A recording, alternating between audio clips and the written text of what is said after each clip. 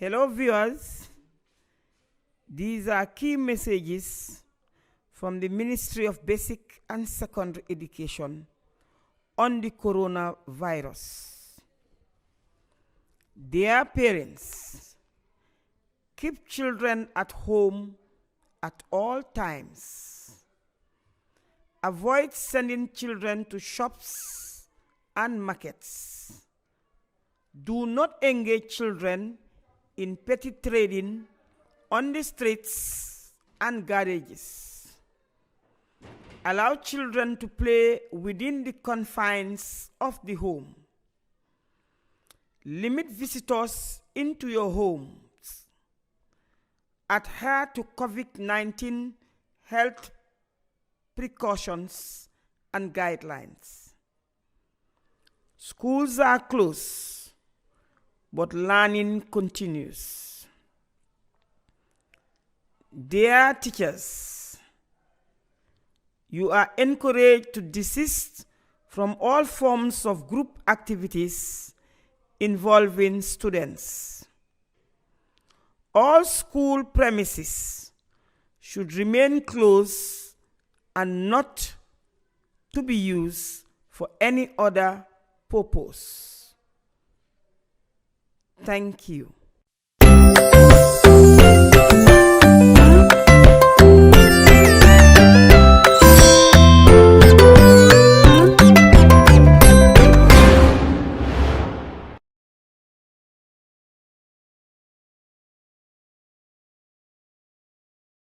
Hi everyone. I am Mr. Babukar Aw, your chemistry tutor. And today, our lesson will be based on chemical bonding. And then we will follow these contents. That is, first of all, we will first start with the review of the periodic table. Because everything that we are going to do today will be based on the periodic table. Now again, we will discuss about chemical bonding, and then we move into ionic bonding. And this ionic bonding now is going to be the main topic of this lesson. And again, we will discuss about the properties of ionic compounds, and also we will discuss on predicted and ionic compounds formula. That is how ionic compounds formula can be predicted. And also, we will discuss about naming of ionic compound.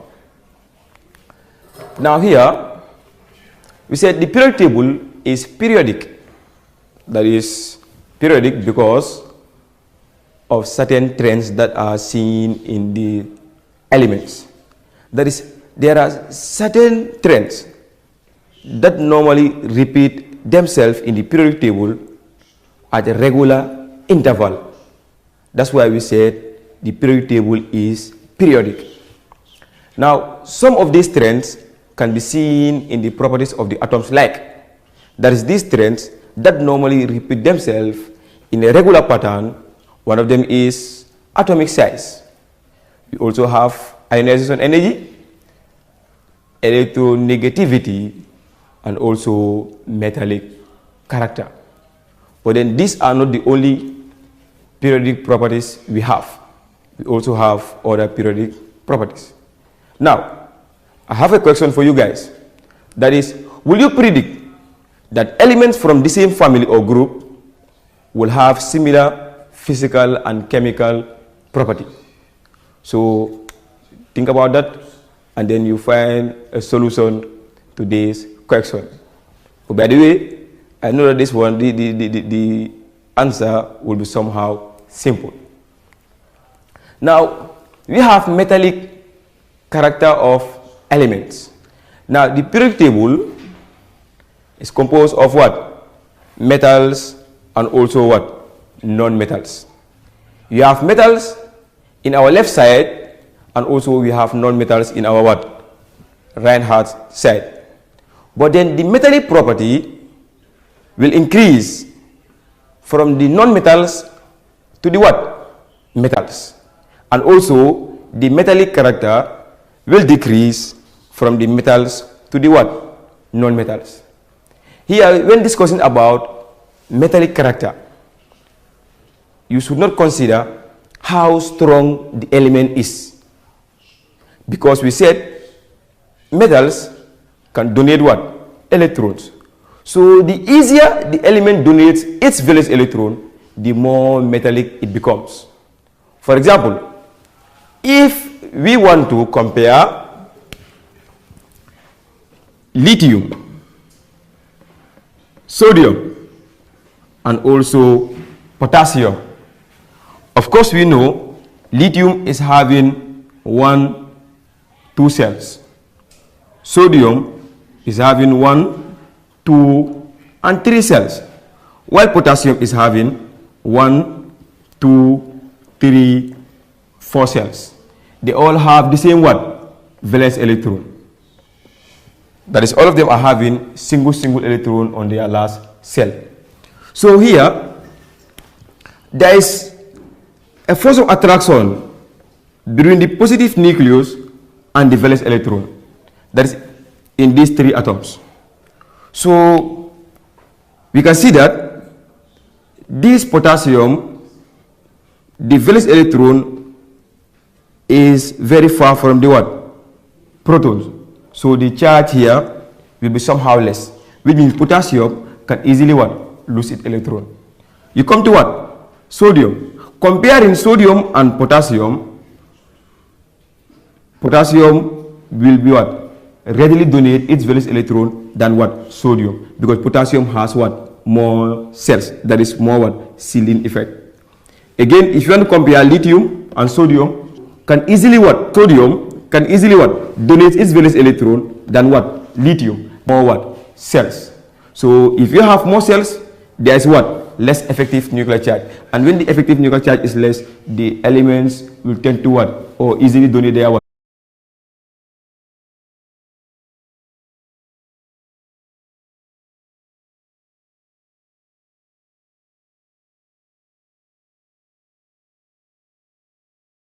Which means the bigger the atom, when these atoms are in the same group or the same family now, the more metallic it becomes, because they can easily donate their valence electrons. That is, what is the relationship between metallic character and effective nuclear charge? Are they directly or inversely what? Related? With this explanation, we can answer this question. That is, metallic character and effective nuclear charge are inversely related. Is it accurate to say element A is more metallic than element B, even if element B is a non-metal? I will leave this question also for you guys to answer. Now we have the periodic table down. That you see, we have the right side and also the left side. Where on top of the left side we have more metallic. That is where you have what? The metals itself. Now in between you have less metallic, and on your what? On your right side you have what? The non-metallic, or that is the what? The non-metals. And then we will just discuss about elements that is from group 1 to group A, and also maybe some of the what? Transition elements. So always we see this diagram, that is metallic character will always increase from the non-metals to the metals. Now we have some sample questions here that we are to answer together. And the one reads, in the periodic table, the elements are arranged in dash. A, alphabetical order. B, order of increase in atomic number. C, order of increase in metallic properties. D, order of increase in neutron content. E, reverse alphabetical order. And F, I don't know how to answer this question.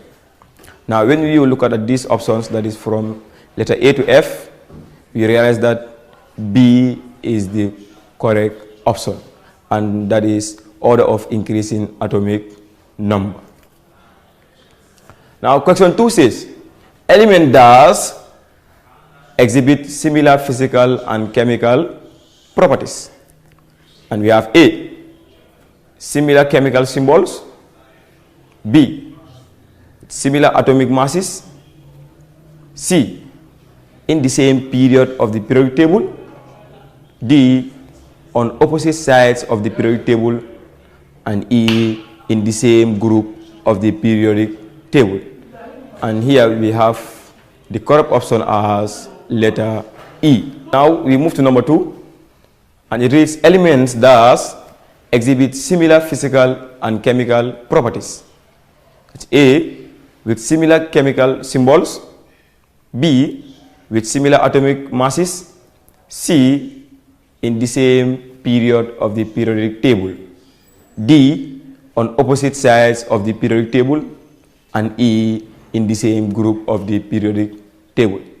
And here, when we look at these options, we know that elements that have similar physical and chemical properties must come from the same group of the periodic table, which means letter E is the correct option in number 2. Now, number 3, which pair of elements will you expect to exhibit the greatest similarity in their physical and chemical property? Now, to summarize this question, the question is actually asking us which pairs are in the same group. Because the previous questions, the way we answered it, we should know that elements from the same group will tend to have the same or similar physical and chemical properties. Now here A, we have lithium and sodium, B, cesium and barium, and C, calcium and silicon, and D, we have gallium and germanium, E, we have carbon and oxygen. And then in this case the correct answer is A, that is lithium and sodium, because they all have valency of 1, 1. Number 4, potassium is a dash and chlorine is a dash. Potassium is a dash and chlorine is a dash. A, metal and non-metal. B, metal, metal. C, metal and metalloid. D, metalloid and non-metal. E, non-metal and a metal. Now in this case we know that potassium is found on our left side of the periodic table, which means potassium is a metal, while chlorine is found on the what? Far right on the what? Periodic table, which means it is what? A non-metal. And in this case our correct option is letter A. Now we have chemical bonding. Chemical bonding. Now sometimes we misinterpret this word, that is chemical. Anyone who hears this word chemical, they term this word to be what? A dangerous substance. Actually, chemical means something that involves what? Electrons. Something that involves electrons. Chemical does not mean something which is what? Harmful. The water we are drinking is a chemical, and we are drinking what? The water every day. But it doesn't mean that the water we are drinking is what? Is harmful. It is chemical because it involves what? Transfer of electrons. Now we said chemical bonding, this is the chemical combination of two or more what? Particles. Two or more particles. And our particles could be one, ions, could be also what?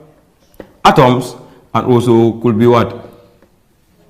Could be what? Molecules.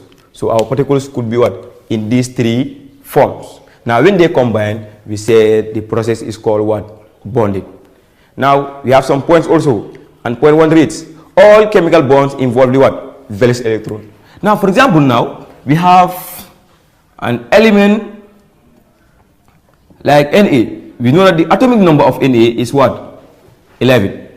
And here the all electron configuration is going to be what? 2, 8, 1. So although the electrons will take part in the bonding, but not all the electrons will what? Will participate in the what? In the bonding. But only the electron on the what? On the large cell will what? will participate in the bonding, and they are called valence electrons.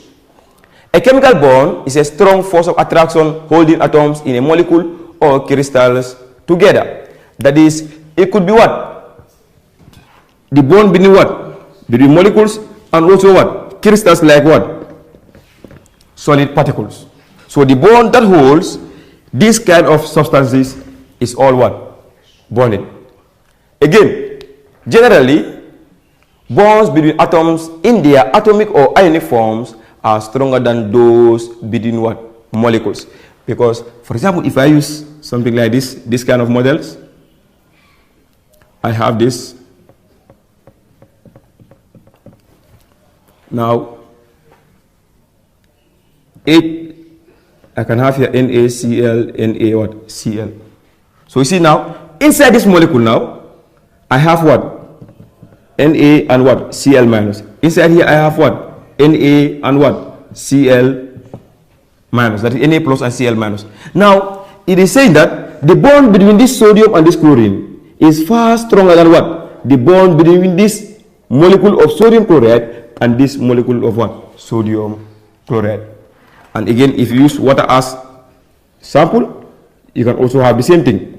That is, you can have here H2O and here H2O. That is again the bond between inside or between this hydrogen atom and this oxygen is far stronger than the bond that holds this molecule of water with this molecule of water. That's why whenever you boil water, this bond will what? Will break. But not this bond between the what? Hydrogen and the oxygen inside the molecule itself. Now, energy changes occurs during what? Bond formation. Yes, we have energy what? Energy changes. And also, whenever a chemical reaction is taking place, we have what is called bond breaking and also what? Bond formation. When there is bond breaking, you must have energy change. When there is bond formation, you also have what? Energy change. Now, the overall energy changes make this bond a final substance which is more what? Stable.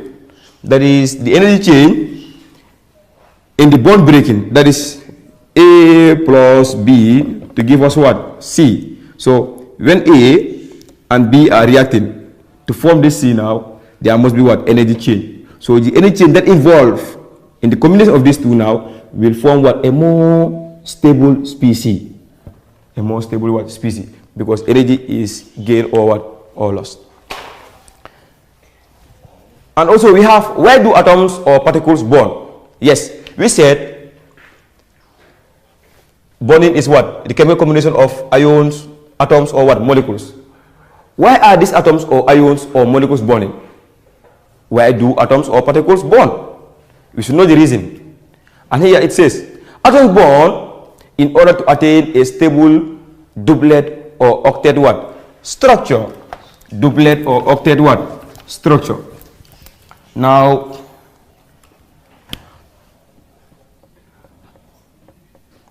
doublet and what?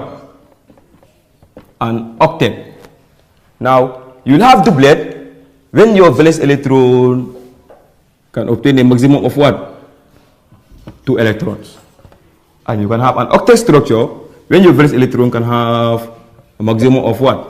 8 electrons. So all atoms bond to have what? A doublet or what? Or octet structure.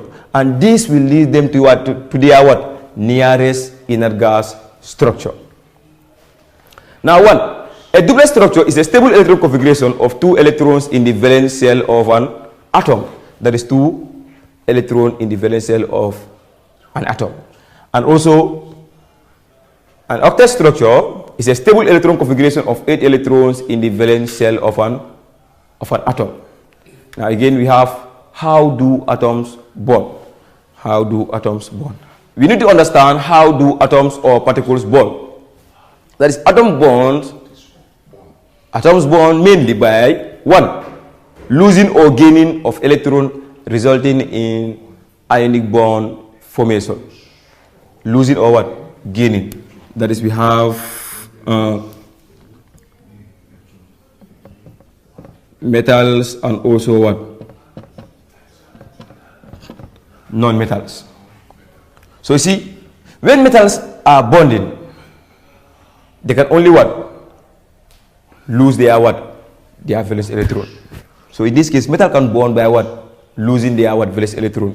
Well, non-metals can also bond by what? By gaining what? Electrons. So whenever a metal and a non-metal are bonding, then the metal will what? Will donate, and this non-metal will what? Will gain. And then when this donate and this gains, they'll form what is called what? Ionic bond. And when you donate, when this metal donate, it becomes what? Positively charged, and this gain, and it becomes what? Negatively charged. That's why we said it is called what? Ionic what? Bond. Because it is what? Electrostatic force of attraction that involves the what? The ions in the crystal itself. Other atoms bond by sharing electrons, resulting in covalent bond formation. We said non-metals can only what? Gain electrons. But non-metals can bond. That is, one non-metal can bond with what? Another non-metals. Now they do this kind of bonding by what? By sharing. And now when sharing, they will bring equal number of what? Of electrons. If non-metal X uses or brings 2 electrons, non-metal Y also will what? Will bring 2 electrons, so that they will all attain stability. Other atoms also bonds by what? Freeing or delocalizing electrons, resulting in metallic bond formation. Example, magnesium metal. If you have a metal like this, and then we say this metal is made of what? Or is what? Is magnesium. Now, which means we have several atoms of what? Of magnesium. Now, these magnesium atoms now are bonding using their what? Their valence electron. That is, they are freeing their what? Their valence electron, so that information will be transferred from one atom to another atom, from this atom to this atom, from this atom to this atom. At the end, we said what? The electron is what? Delocalizing. That is, electron is what? Moving from one atom to another. Now we also have what? Types of what? Bonding. Now generally we have 2 main types of what?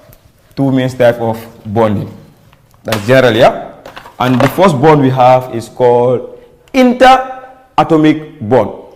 Interatomic bond. And it is the bond or the force of attraction between atoms of a molecule. And the examples are: 1, we have ionic or electrovalent bond; 2, we have covalent bond; and 3, we have coordinate or coordinate covalent or dative bond. And then this coordinate or dative bond is a type of covalent bond in which the electrons needed for bonding is donated by a single atom. And again, we have metallic bond, and also this is the bond that takes place in metals and also in some of the alloys. The other type of bond is called intermolecular bond, and this intermolecular bond is just what? A weak force of attraction between what? Between molecules. And then the examples are: we have hydrogen bond and also van der Waals forces of attraction. That is, generally the interatomic bonds are stronger than the what? Intermolecular bonds. Intermolecular bonds, all of them are weak, but hydrogen bond is the strongest in this kind of bonds. Now we have the formation of what? Cations. For example, we have a neutral atom of Na. We know Na is having what? 11 what? Atomic number. That is, atomic number is 11, which implies the proton numbers, the proton is 11. The electrons also is what? 11. Because in this case, the atom is neutral. Now, when this sodium now losing an electron, we will have something like Na plus an electron. Because now, still now, the protons will be what? 11. Because proton numbers do not participate in what? In bonding. Only electrons do. And here the electron number now will be what? Will be 10, because one of the electrons here is been what? It's been donated, and then it becomes what? Plus 1. Or you can say now, since the electron is negatively charged and the protons are what? Positively charged, you can simply say 11 minus what? Minus 10. And at the end you will have what? 1. But this one is what? Is positive 1. That's why the charge of sodium here is what? Is plus 1. That is, this is the formation of what? Of cations. Again, we have the formation of what? Cation still. Maybe we have another element like magnesium. We know that the valence of magnesium is 2 electrons. Now in this case I'm using the Lewis dot structure. Now this can form Mg 2 plus what? 2 electrons. This is neutral. We'll have the proton numbers in this case will be what? 12, and the electron numbers in this case will be what? 12, because the atom is what? Neutral. But then when the magnesium donates 2 electrons now, you'll still have the proton numbers as what? As 12, but then the electrons number becomes what? This means it has donated what? 2 electrons. So here we'll have what? 10. Still now, you say 12 minus what? 10, and then you'll have what? 2. But this 2 is what? Number of protons. It means you have 2 more protons than the what? Electrons. That's why we say it's plus 2. And here we have Mg as plus 2. And this thing is applicable to all what? To all the metals. We also have formation of what? Of anions. Formation of anions.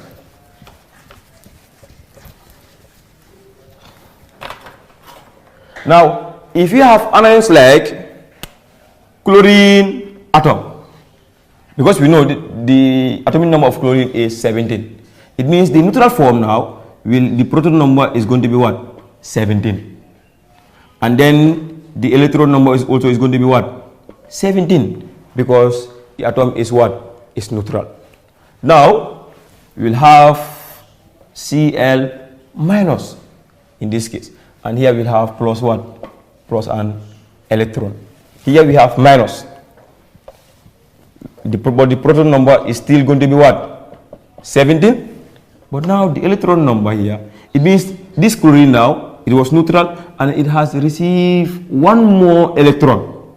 The electron number here was 17 and now it has received 1 more. Now it becomes what? 18. So now you see we have 1 more electron than the what? Than the protons. Now in this case we can say 17 minus what? 18. And now in this case we know that it's going to be what? Minus 1. That's why the charge of this chlorine here is what? Is negative 1. And this is applicable to all the non-metals. Now we have again some sample questions. And number 5 reads, anions tend to be dash and cations tend to be dash. That is A, metals and metals. B, non-metals and non-metals. C, metals and non-metals. D, non-metals and metals. And again we have E, metalloids and metalloids. Now we know anions are what? They are non-metals, while cations are from the what? Are from the metals. Which means our correct option here is going to be letter D, which means anions tend to be what? Non-metals, while cations will tend to be metals. Number 6 reads, metals lose electrons to form cations. True or false? When metals lose, their charge becomes positive. That is, they'll form what? Cations. Is it true or false? Of course, yes.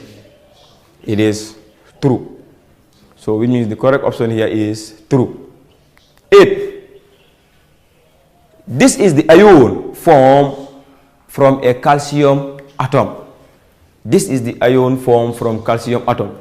And A is calcium plus, that is Ca plus, and B is Ca2 plus, and C is Ca minus, and D is Ca2 minus.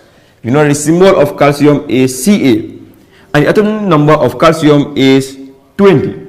We know that the old atomic configuration now, we can write this as 2, 8, 8, 2, which means it is easier for calcium to donate these 2 electrons than to accept what? 6 electrons. And calcium also is what? It's a metal, which means it must donate these 2 electrons. That is, you will have first ionization energy and also what? Second ionization energy. That's the removal of the first electron and also after the removal of the what? Second electron. Which means the correct option in this case is letter B, which is Ca2 plus. Number 9. Phosphorus forms an ion with a charge of dash A plus 1, B minus 2, C plus 3, D 3 minus, and then E plus 2 or 2 plus. That is, phosphorus is atomic number 15. And in this case, we know that the atomic configuration is going to be what? 2, 8, 5. 2, 8, 5. And now this 5 now is more than 4, which means it is easier for this phosphorus now to gain 3 electrons so that it will be stable than to lose all these 5 electrons. And then when you gain, you will tend to have what? A negative sign. And then you have 5, 6, 7, 8. That is, you have 3 more after this 5 to have what? An octet structure. Which means the correct option here is going to be letter D, which is 3 minus. We have ionic bonding. Ionic bonding. Now here we also have introduction to the chemical bonds. That is, we have 3 basic types of bonds. But again, all these basic types of bonds are all types of interatomic bonds. That is, 1, we have ionic, which is electrostatic attraction between the ions. And then covalent is the sharing of electrons between atoms. And also metallic is each metal atom bonds with the other metals within a sea of what? Within a sea of electrons. Now, we look at ionic bonding. Ionic bonding, yeah? But we still have a review of the types of bonds also. Now we said we have 3 types of bonds. That is, 1, we have ionic bonds, which is the electrostatic attraction between ions, and also we have covalent, that is the sharing of electrons between atoms. You also have metallic, which also involve other atoms within a sea of electrons. That is, they allow the free flow of their valence what? Electrons. That is, the metals, their electrons or the valence electrons are delocalized. Localized. Now we have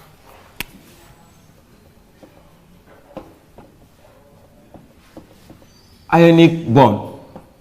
Ionic bond, and this ionic bond involves a complete transfer of electrons from one atom, usually a metal, because now we know that metals will what? Will lose. Metals will what? Will transfer their what? Their electrons. That is, to another atom, usually a non what? A non-metal. Which means non-metal, they tend to what? Receive electrons. But this thing happens so that they will both attain what? Stability. That is, both the metal and the non-metal will finally attain stability. Electrons are lost by the electropositive element, which is the what? The metal.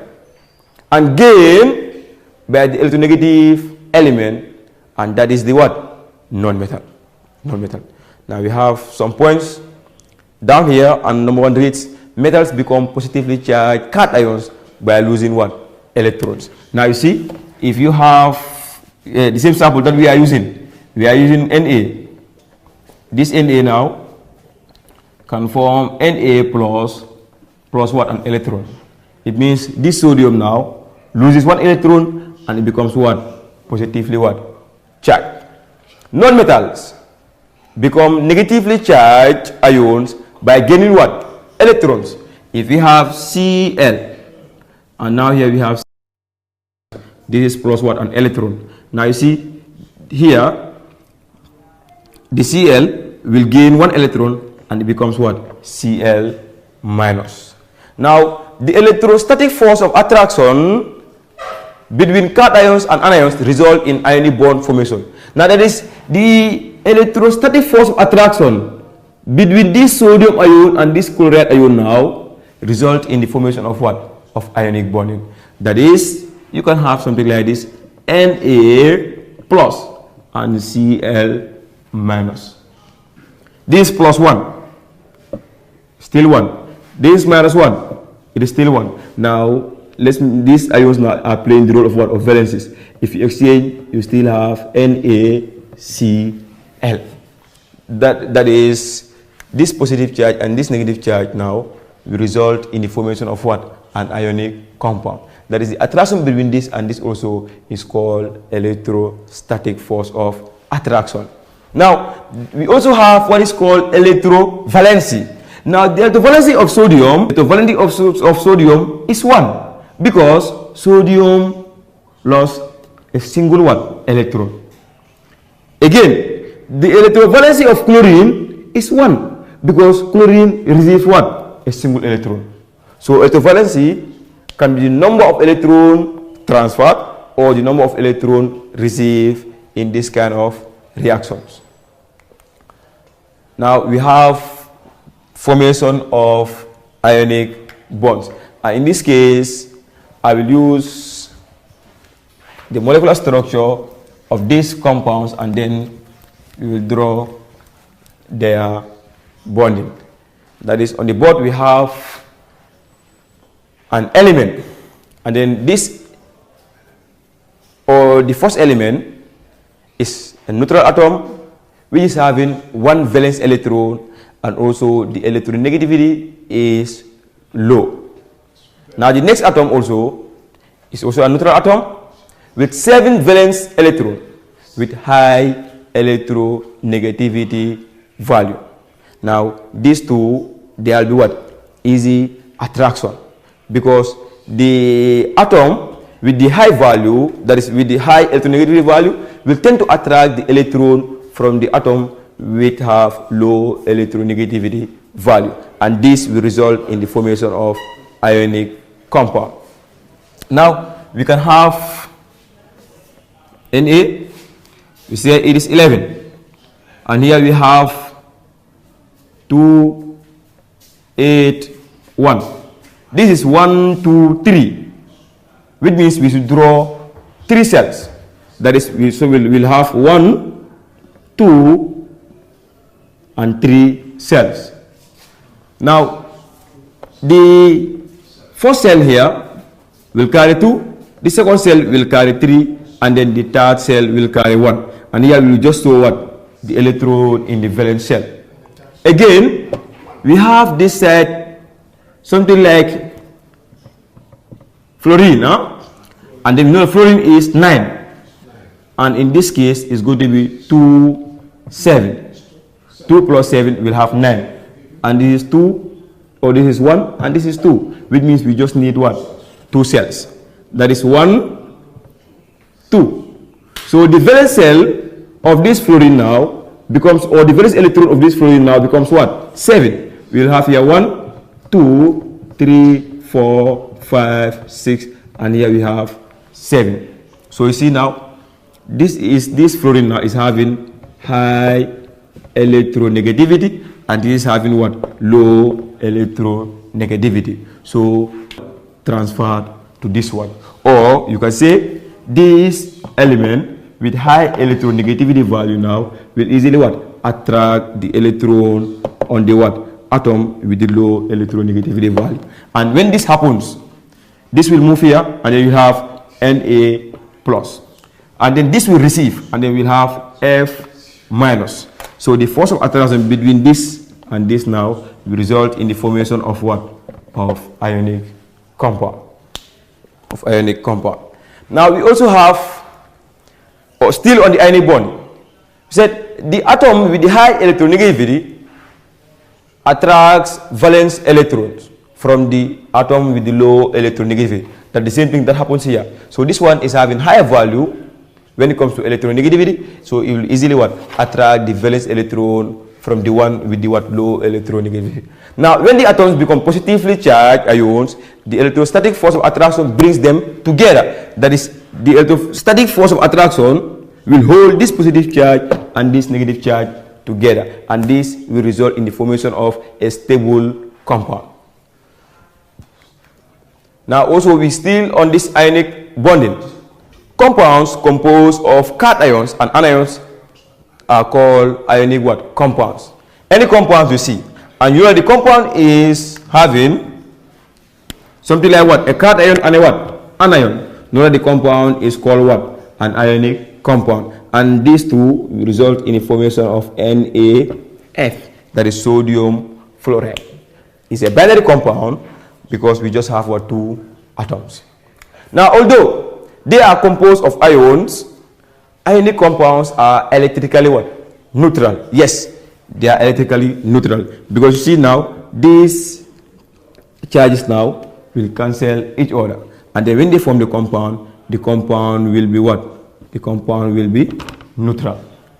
Now the electrostatic force that hold ions together in ionic compounds are called ionic bonds. That is, the force of attraction between this positive charge and this negative charge now is called ionic bond, and the compound itself is called ionic compound. Now here we have the electron transfer process in creating an ionic bond. That is something like this. Here we have sodium and fluorine, will result in the formation of sodium fluoride, and here we have sodium and chlorine, and this will result in the formation of sodium chloride.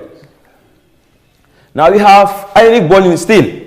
Now we have a periodic table in this case, and this periodic table now is showing us the electronegativity value of different kind of atoms or elements contained in the periodic table. Now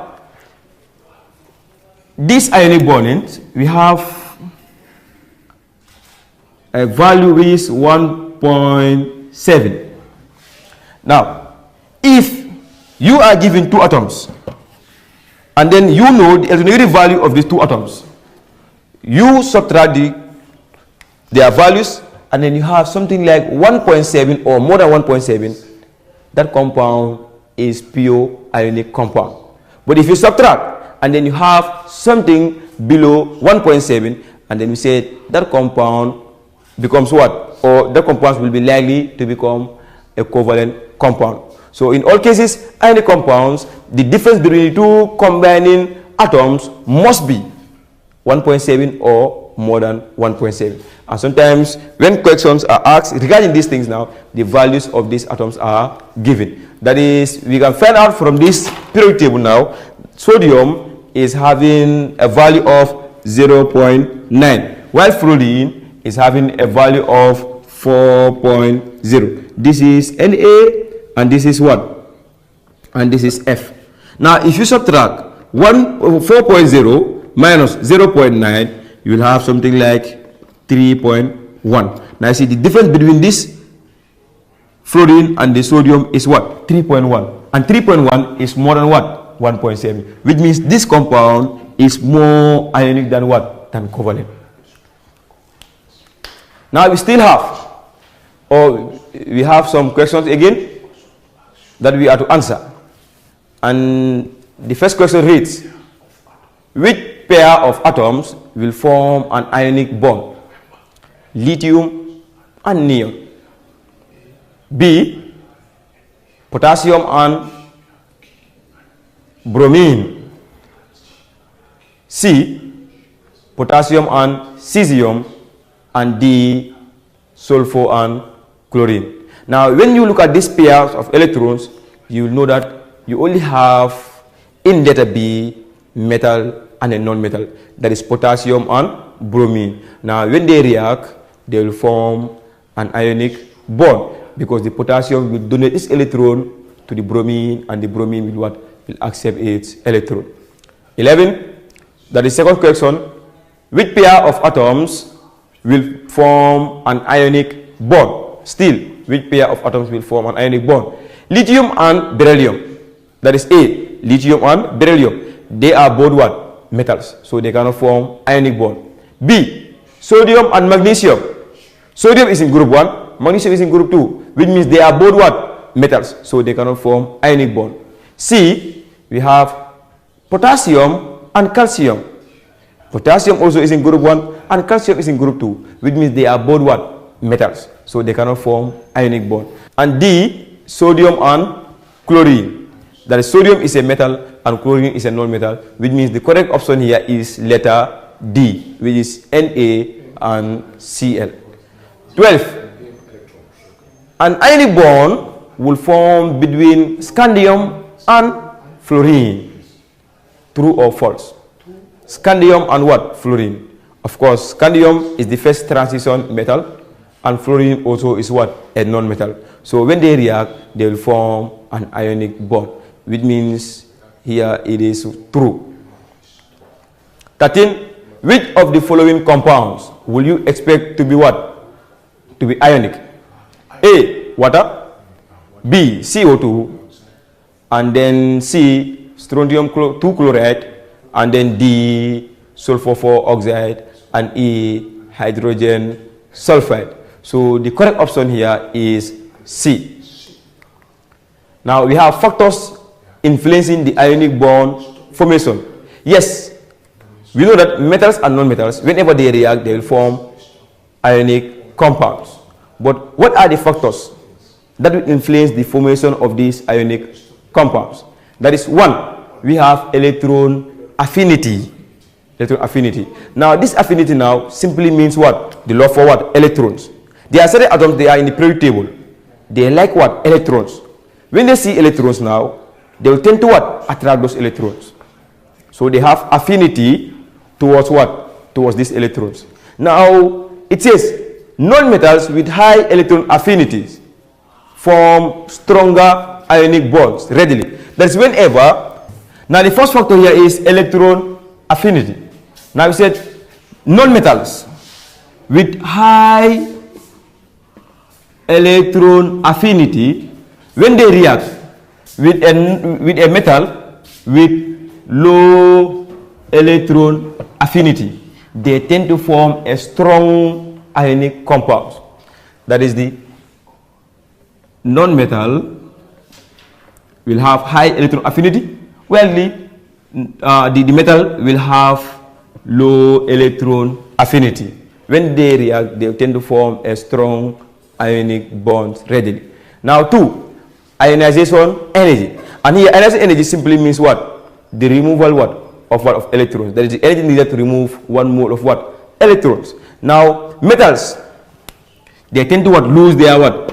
Their electrons, which means metals, they have low ionization energies, while non-metals, they want to what? They always receive electron. So it needs great energy to remove electrons from the what? Non-metals. So whenever a non-metal with high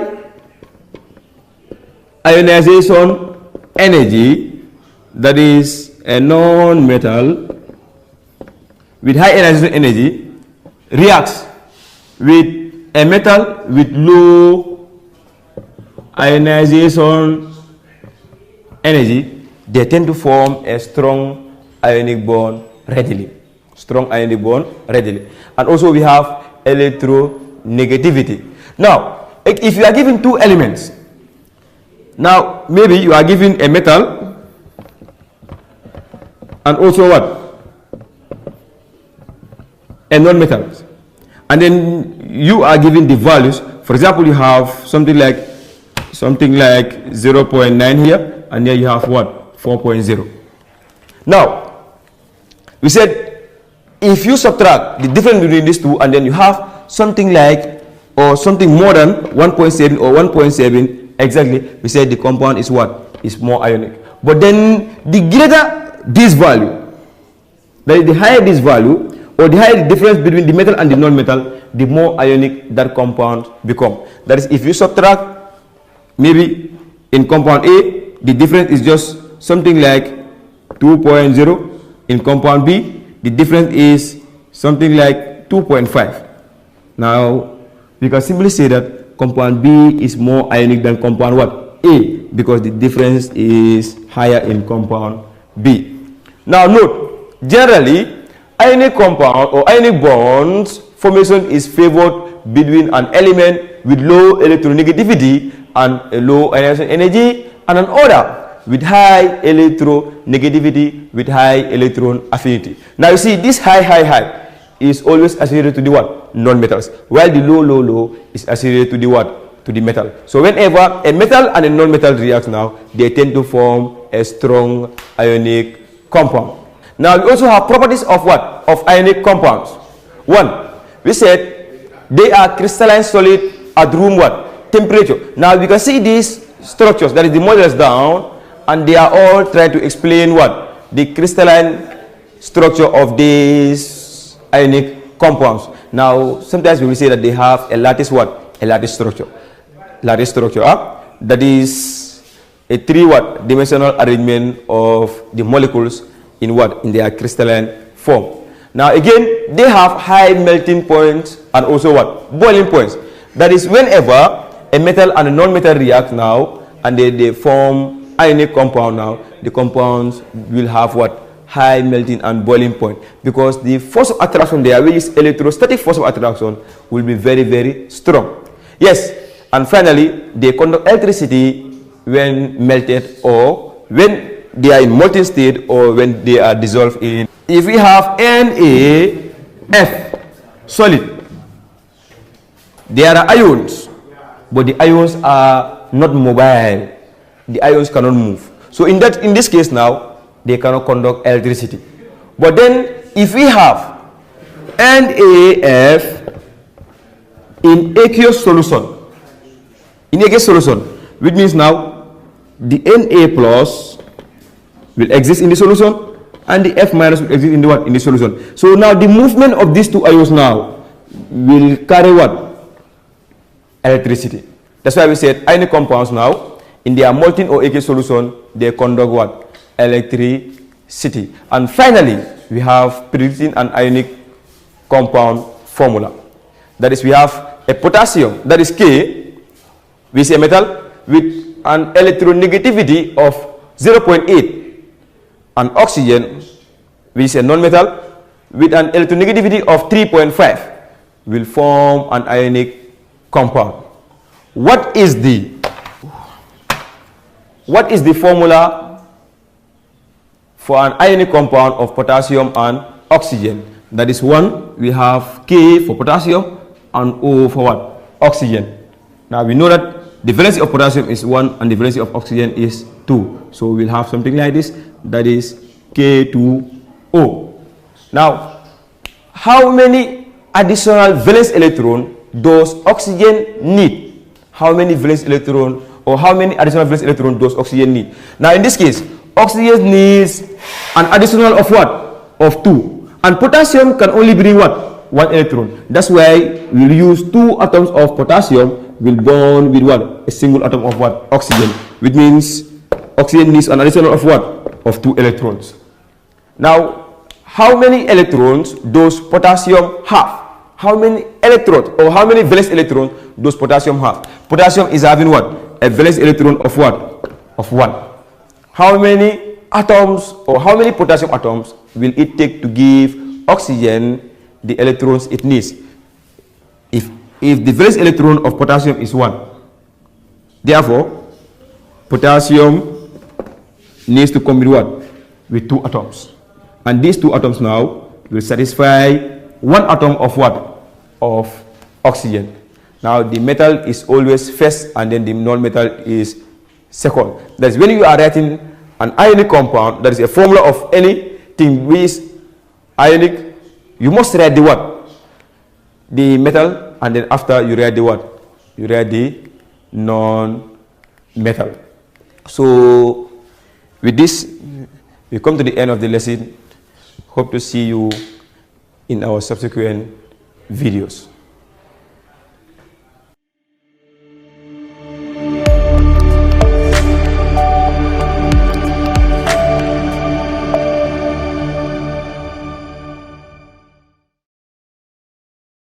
Hello viewers, these are key messages from the Ministry of Basic and Secondary Education on the coronavirus. Dear parents, keep children at home at all times. Avoid sending children to shops and markets. Do not engage children in petty trading on the streets and garages. Allow children to play within the confines of the home. Limit visitors into your homes. Adhere to COVID-19 health precautions and guidelines. Schools are closed, but learning continues. Dear teachers, you are encouraged to desist from all forms of group activities involving students. All school premises should remain closed and not to be used for any other purpose. Thank you.